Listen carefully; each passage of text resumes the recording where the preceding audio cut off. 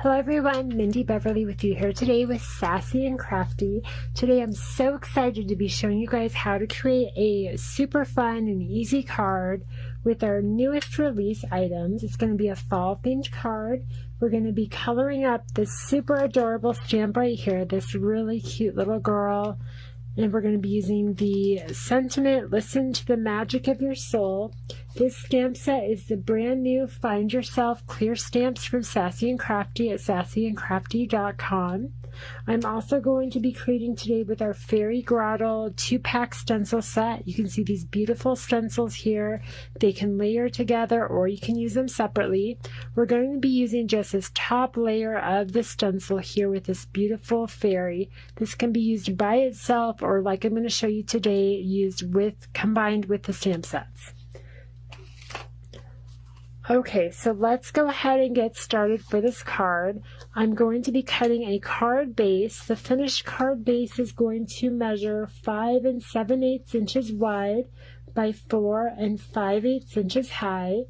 Then you're going to be cutting a gold cardstock layer, or you could cut any other coordinating pattern paper that you want. This is cut at 5 3/4 inches wide by 4 1/2 inches high.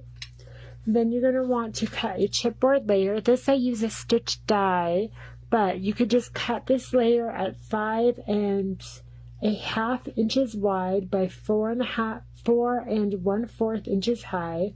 So 5 1/2 by 4 1/4. On this, I went ahead and just cut from plain standard chipboard. And then I took the stamp right here from the Find Yourself clear stamps, this beautiful flower bushel here. You can go ahead and stamp it multiple times. I just put it in my stamp positioning tool, stamped it 4 times, and made sure that I had some of it layering off the edge to create more interest. Any of these fun floral stamps, the sentiments, could all be stamped to create your own pattern paper. So it can be stamped on any type of cardstock, any color, but it makes it super fun to coordinate with your images as you color them up and add them to your projects. Okay, so then I took just plain watercolor paper. This is Canson watercolor paper. This is a texture watercolor paper. I cut it with a die, but this die measures, if you do not have this die, this is 4 3/4 inches wide by 3 1/2 inches high. And I took this sentiment from that same stamp set, the Listen to the Magic of Your Soul, and I stamped it in permanent dye ink. This one here is just a plain black ink that is waterproof. So you want to make sure whatever ink you use, because we're going to be doing some distress ink blending and some water activation. So you want to make sure whatever you stamp your sentiment with, that it is waterproof. The ink that I use for the Copic marker coloring is Copic Marker Safe. This is a different ink pad than I used for the sentiment itself. So you just want to double check your ink pad, make sure that if you're doing distress ink blending that you're picking a waterproof ink. So again, this is just the textured watercolor paper, but you could really use any kind of watercolor paper pad, smooth or textured. You just want something sturdy that can take a lot of ink blending, because we're going to be using the stencil to create that really fun fairy background. Okay, so let's get started. We'll do our fairy ink blending first, then we'll color our image after that. So I'm going to take our little watercolor piece. I'm going to be using some washi tape to make sure it is adhered to my glass crafting mat, so it doesn't move around when we're ink blending. Just going to position it right into the center. And then I'm going to use a few more washi tape pieces. If you have a magnetic platform or anything like that, you could use that as well, and the magnets. I'm just using the washi tape on my glass craft mat just to make it a little bit easier. But you want to make sure it doesn't shift as you're ink blending. So that is why I'm taping it down on the edges. So this is that 2-piece fairy stencil, the Fairy Grotto stencil. We're going to go ahead, and since it is kind of see-through, you can see exactly where this stencil should line up. I don't want it covering up my sentiment, so you can see this little branch here is coming in between the sentiment. We're going to position it just so it is the perfect position and it doesn't cover any of the sentiment, and it's covered on all of the edges and lines up perfectly even. Okay, so now I'm going to go ahead and tape this down with that same washi tape. Just another layer. I want to make sure that this is not going to shift while we ink blend our fall colors. And you could change this for any holiday season depending on the colors you use for the background. You could also make a really great birthday or just a thinking of you card as well. Okay, so with these really detailed stencils, you can see how this stencil has this fairy branch coming out to the right. So when we ink blend, we want to make sure we don't put too much pressure, like pulling our sponges down, or our blending sponges. We want to make sure when we're blending, we want to blend across the page this way, from left to right, so that we don't push against this. Okay, so now what we're going to do is we're going to take some ink sponges or some ink blending brushes. I'm going to be using blending brushes for this because it's a little bit more gentle on the stencil itself, and it gets into the little detail areas. So I have 3 different makeup brushes, but you could also use makeup sponges if you don't have those. The colors I'm going to be using today is Distress Ink in Squeezed Lemonade. I'm also going to be using Distress Ink in Carved Pumpkin. And then last but not least, Distress Ink in Wilted Violet. I'm going to be starting with the bottom of my stencil and then working my way to the top. So I'm going to be using a different blending brush for each color. I'm going to be starting with my Wilted Violet. I'm just inking up the blending brush, and I'm going to be using small circular motions starting at the bottom, holding down this little fairy portion just so it doesn't lift up, and again blending left to right but in small circular motions. We wanted to do about 1/3 of the card in the purple, 1/3 in the orange, and 1/3 in the yellow. So we'll just kind of eyeball it. If you're really concerned about it, you can make little tick marks with a pencil, a mechanical pencil along the side to make sure you have it even. And again, just kind of holding down this detail area. And always starting kind of off the mat and then blending onto your piece so that you don't get any hard edges. And because we use the waterproof ink, we don't have to worry about the sentiment smearing, or once we add the water to activate the ink, it will not change how the sentiment is. It will not bleed. So again, starting from the bottom, we want a deeper shade at the very bottom of this card, because we want a really vibrant transition to our vibrant yellow at the top.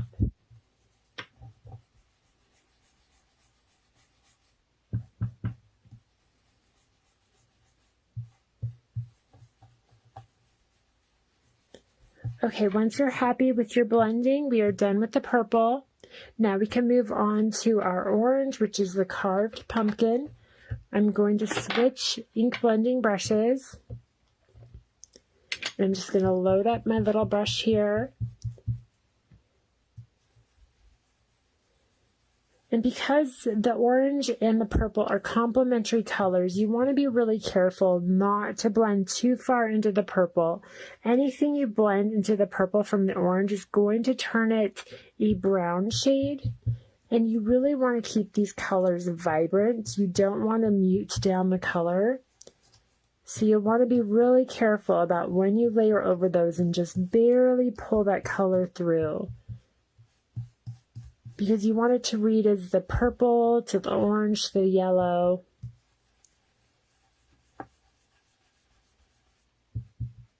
And keep that fall look. So again, small circular motions. when I'm in the middle of this project, I'm starting my ink blending on the fairy or any portion of the stencil that's covering my card so that all of those hard edges end up on the plastic of the stencil and not onto my card. And you can see how vibrant the sentiment is staying. It's not altering at all.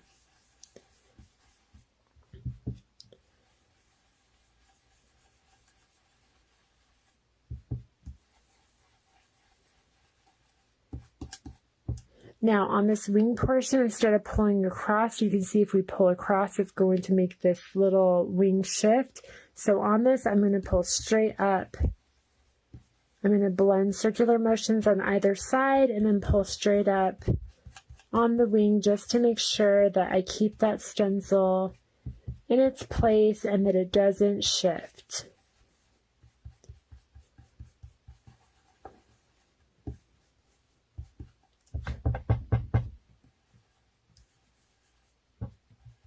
And then again, adding one more layer of color to this bottom edge because I want it to go kind of an ombre effect where it's the more saturated color to the lighter color with the less saturation.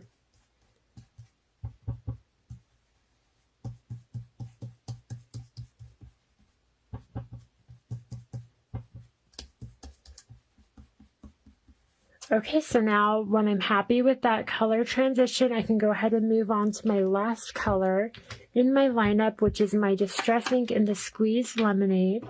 I'm just going to grab one more blending brush, and I'm going to load it up with that color of the Squeezed Lemonade. If you do not have the plain Distress Inks, you can substitute with any oxide inks or any ink pads that you have, but if you want the saturation and then the water activation, you want to look for a water reactive ink. So now I'm going to start off the mat at the top portion and then blend my way down towards the bottom, making sure I get into all the grooves of this little stencil here, all of the detailed edges.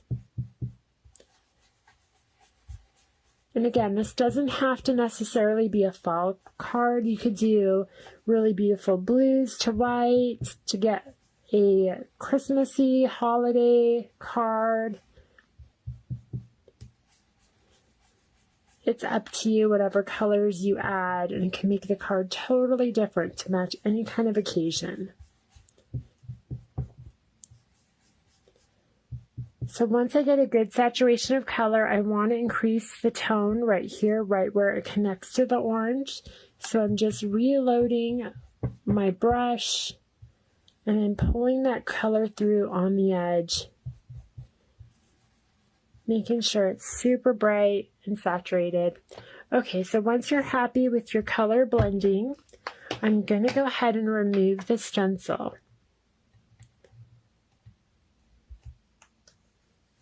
So I'm just removing the tape, and you can see how well that ended up.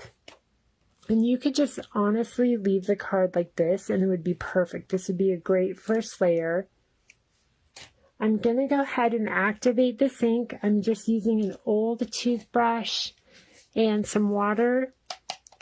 I'm going to quickly just spritz this. So I'm just going to take this toothbrush and spritz it right on top of my card. I usually do it 2 to 3 times just to make sure I get a random pattern. Okay, let it sit for just a moment.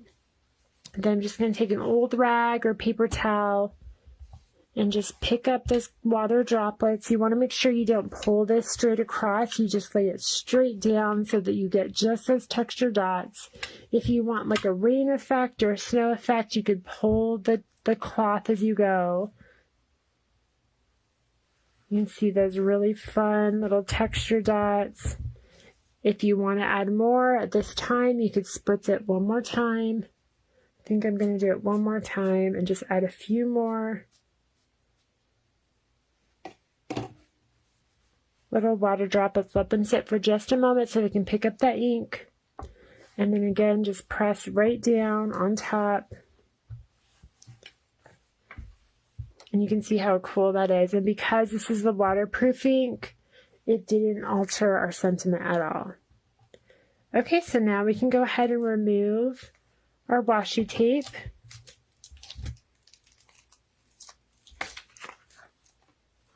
And one last little thing I'm going to do to this bottom background here. I have some glitter spray. This is Tattered Angels Glitter Shimmer Mist.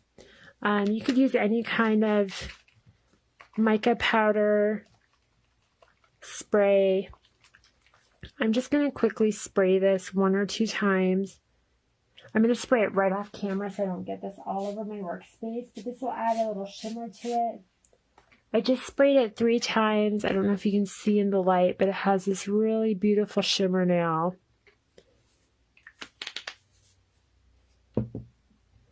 Okay, so now I'm going to set this aside to dry as we color up our beautiful image of our girl.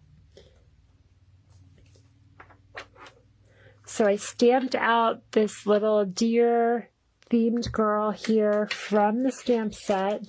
Again, this is the Find Yourself clear stamps, and it's this image here. We have her with the little deer antlers, and then we also have a really beautiful unicorn and like a moon-themed girl, and then of course our gorgeous flowers. So we're going to go ahead and start coloring her up. I'm in browns. I'm going to start with my shadow detail, which is my E49.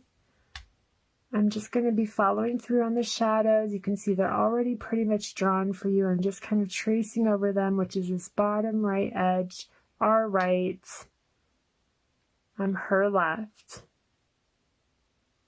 So again, pulling the shadow on this bottom edge, just like it's drawn there for you. Following through on this opposite one, adding a shadow underneath those flowers. And then here on this top part of the antler, adding that detail. Now I'm going to move on to our E37.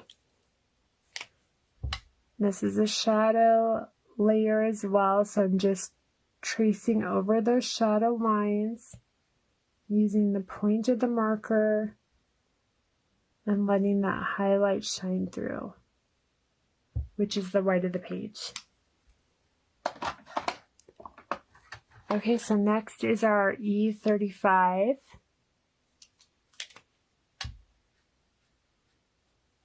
And again, starting tracing over those. This is another shadow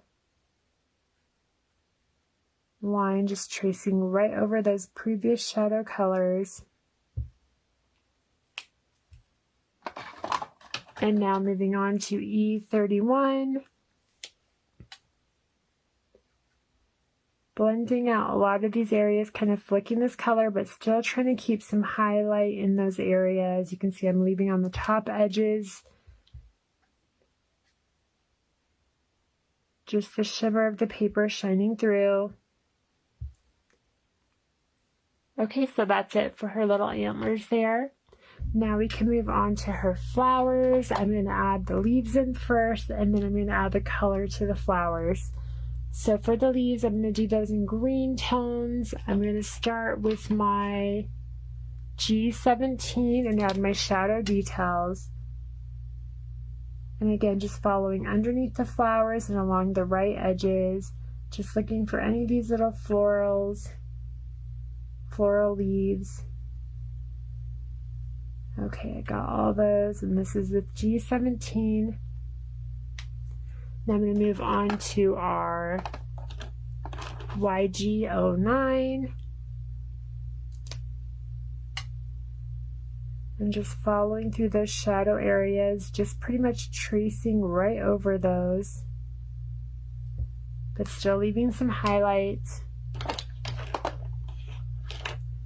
Then we have 𝐂𝐤𝐡06, same thing. Barely tracing over, letting it extend a little bit more, but still trying to keep that detail of the highlight. Then last but not least, we have our 𝐂𝐤11. You can blend these areas out, leaving a tiny little speck of a highlight. And I'm just going to reintroduce my shadow tones, but for this I'm going to take a darker color, which is my B39. This darker blue over the green is going to make it a really deep kind of hunter green. So I'm just going to quickly just add this to our deepest shadows of those leaves. I want them high contrast, just like her hair, to stand out. Okay, so now we can go ahead and move on to the flowers. I was thinking of doing a flower in each color of our background. So we had purple, orange, and yellow. So we're going to do that same color theme with her flowers. So I'm going to do a purple flower on the bottom, orange in the middle, and yellow at the top. So we'll go ahead and start with our lightest one, which is our yellow. I'm going to be using 𝐲17. And again, just pulling through underneath this bottom layer. We're kind of treating this as almost like a sphere or a circle. We're going to pull some more shadow along this right edge and then add a tiny bit of the shadow into the center of the flower. And then I'm going to be moving on to my 𝐲06. And just like before, blending this out, but still leaving some highlight, just pretty much tracing over that previous color. And then we finish off with the yellow with the 𝐲00. And I'm just going to kind of dot right over it because I want some highlight still shining through. So that's our yellow. Now we're going to move on to the orange.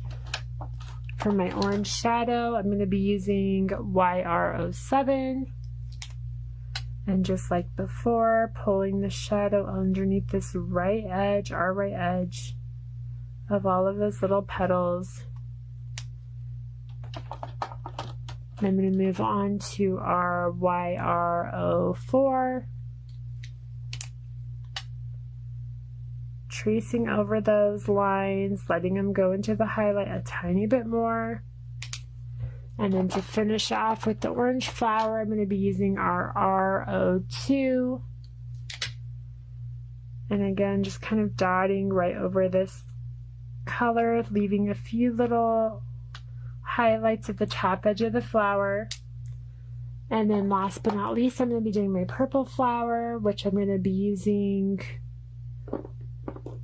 Our shadow detail is going to be done with BV08. So again, pulling along the bottom edge of the flower and anywhere our flowers overlapped. And a tiny bit of that detail into the center. Then I'm going to move on to my V05. And just tracing over those lines, letting it extend a little bit further.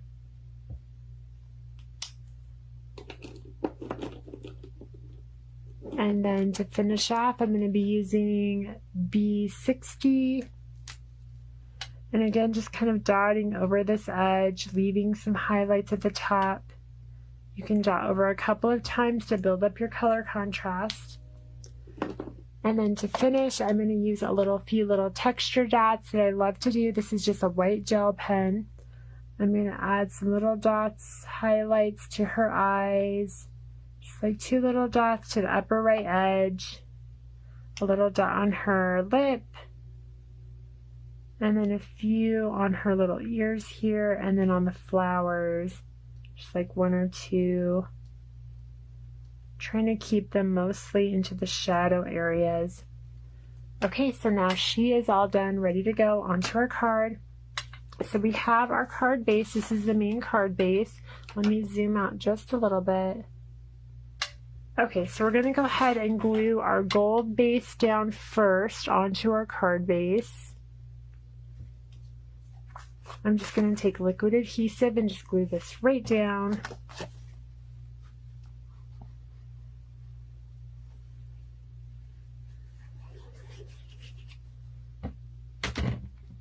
Okay, I'm just going to press this down to the center of our card base. Pressing that down. Okay, so then we have our next layer, which is our chipboard layer. Again, I'm going to be adding liquid adhesive to the back. You could also add distress ink to this if you wanted. And then just pressing this right down to the center of our card base.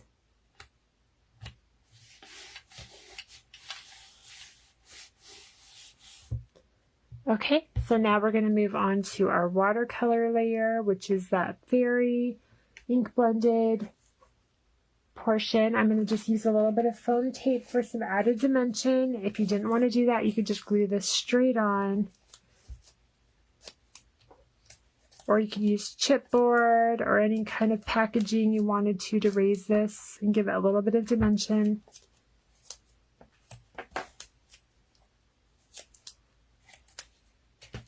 And then just remove the backs. I'm going to place this into the center of my card base.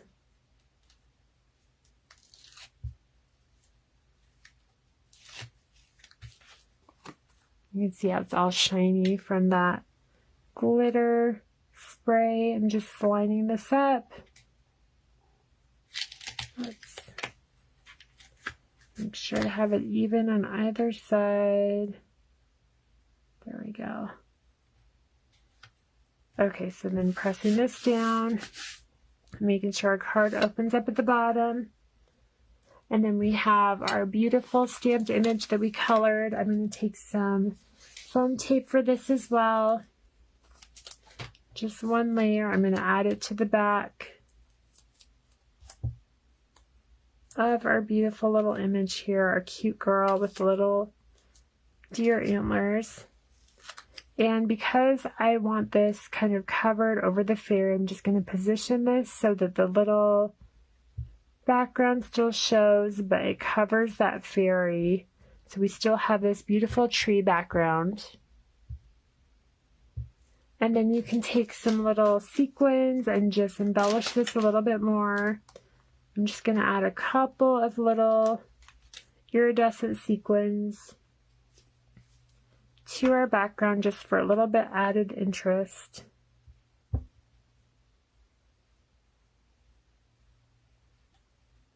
There's one.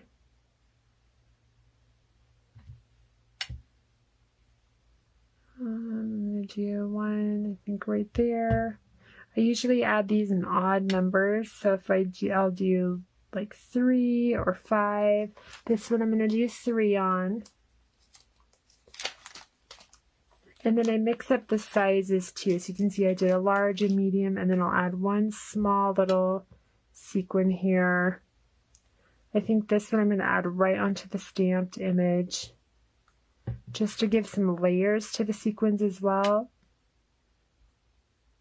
So just like that. Okay, and that is it. Our card is all done. Look how beautiful it turned out. We have listened to the magic in your soul and a beautiful fall themed card. So here we go. This really fun background. Again, the stamps and stencils I used from Sassy and Crafty. I used the Find Yourself clear stamps, available at sassyandcrafty.com in the shop. And then I used the 2-piece stencil, which is the Fairy Grotto stencil right here. And it comes with the 2 layers you can mix and match, use together to create some really amazing scenes. All right, everybody, thank you so much for joining me today. I will see you guys again soon. Bye.